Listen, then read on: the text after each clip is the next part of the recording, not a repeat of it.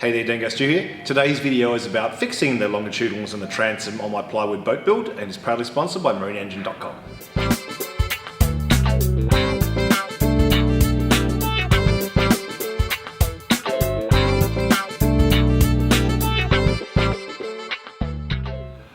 On the weekend I showed you where I was up to with the boat build and there was obviously a few issues with it.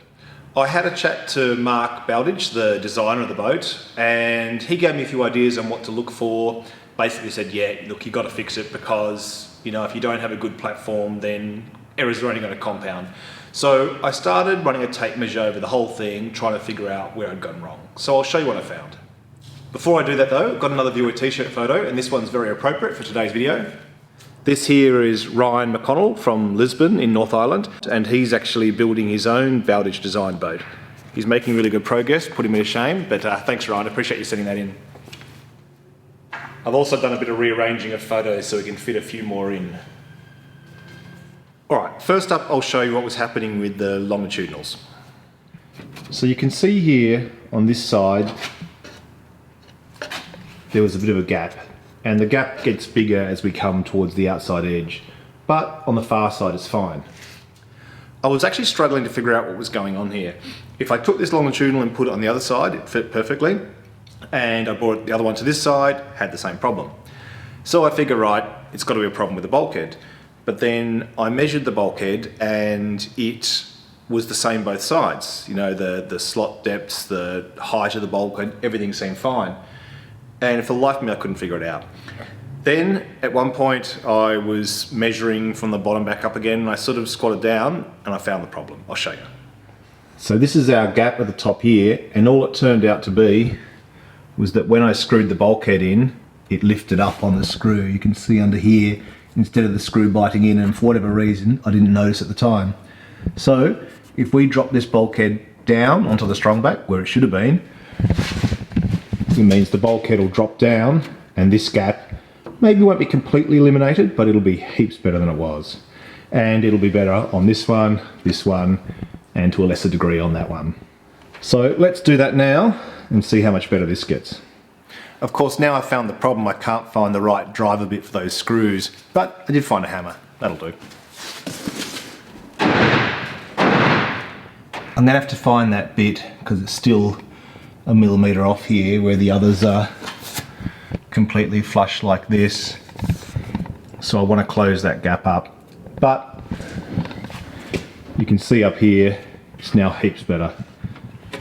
This one that's up was a little bit low, so I'll just check. I may actually even have that tacked somewhere because there is a small gap under it. So it looks like I can drop that one down as well. So these ones here are all fine, but here there was a problem as well, and this is a different bulkhead that is sitting on the deck there. But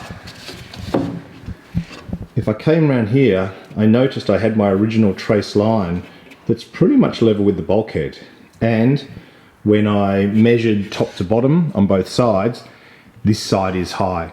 So it looks like the answer to this, to both make it accurate to the plans and symmetrical, is actually to take some of this bulkhead off. I think the paper might have shifted, hence this double line when I was tracing this one.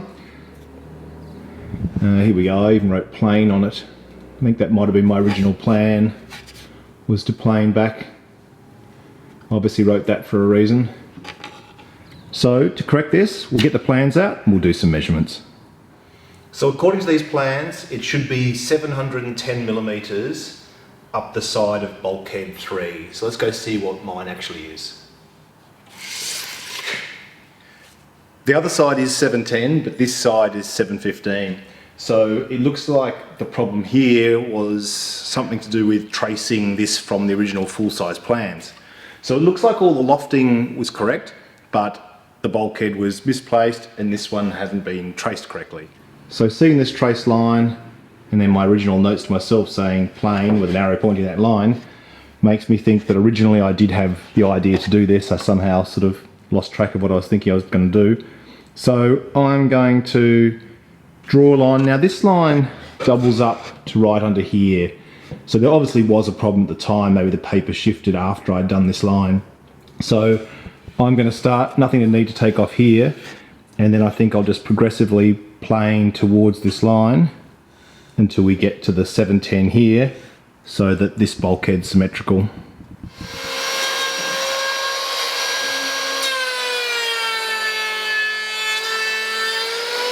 You can just see a hint of the dot here, so we're pretty much on that line.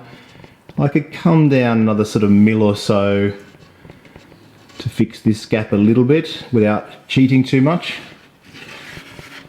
But this is now exactly 710 where that dotted line is. And yes, it's not perfect, but on this edge, and this is something I'll show you on the board in a second, we're only about 1 millimeter off. That segues quite nicely into another mistake I made for the transom. The same principle kind of applies. So if you imagine you're looking down the length of a longitudinal at the edge of it, say from the back of the boat to the front, where it comes through the bulkhead, it'll actually touch this low edge here, and there'll be a bit of a gap on this high edge because the longitudinal has a certain width to it. Then when you lay your skin on the boat, there's a little triangle in here that you can fill with your glue. If it was level with the high side, it would actually present a little lump that the skin of the boat would sort of bump up over. Exaggerated, but you get the idea. So you always expect it to be level at the low edge of the bulkhead and a little gap going towards the high edge or the keel side. Now, when I put my transom in, I tried to line it up and I put those little blocks in to raise it. So it looks like, once again, the measurements were actually okay and I've favoured the wrong edge. So if we picture the back of the boat, so this time if we imagine the transom's in, it's quite thick and it slopes this way, then what we want is our longitudinals to come up to this back edge here, because we then put our skin on like this, the hull on, and we fill that triangle here. If you do what I did, which is put it in here and then have your longitudinals match up to that, once again the skin's going to come on and it's going to sort of curl up there. So what I'm going to do is undo that hot glue gun glue, which is nice and easy to do. It's great like that. It's soft enough that you can peel it back off, but it's strong enough to hold it in place. I'm going to take those little blocks I put in, should have trusted my original measurements, drop it down and see how level the transom is at the back here to my longitudinals. So I took the transom off, took the blocks out from underneath it, and it actually looks like it's sitting quite nicely now I realise how it's supposed to sit. So if you see here now, and if I put a straight edge, it's pretty close to the back. Once again, maybe 1 millimeter or so too low. I could consider it packing up with something very thin, but what I'm looking to do is get the longitudinals here level with this back edge here. Fortunately, that was really easy to fix too. It means the original support I made was measured accurately and was in the right position. I just didn't really realise what I was supposed to be lining up, so I was trying to compensate for a problem that didn't actually exist, and in the process made a problem. But, as I said, easy fixed. Alright, well thanks for watching. It was certainly a very pleasant surprise to find out that nothing was quite as bad as I thought it was, and everything that was out was really easily fixed. It kind of makes me wish I wasn't always so pressed for time, because there's no doubt with a bit more reading, a bit more homework, you could be across this process much better than I am. I'm sort of finding an hour here and there, try and put it together. Maybe that's ambitious, maybe I probably should have started something a bit smaller. Oh well, we'll get there.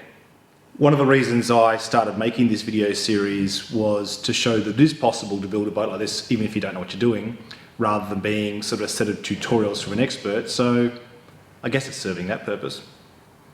Alright, well take care. On the weekend I'm hoping to have a video on repairing boat windscreens, because Dave smashed the windscreen in his boat and we've been in the process of repairing that. I've been filming it as we go. And then once I'm fully better again, we'll get back into the hull of this boat and skinning it. Alright, well take care, I'll catch you then. See ya.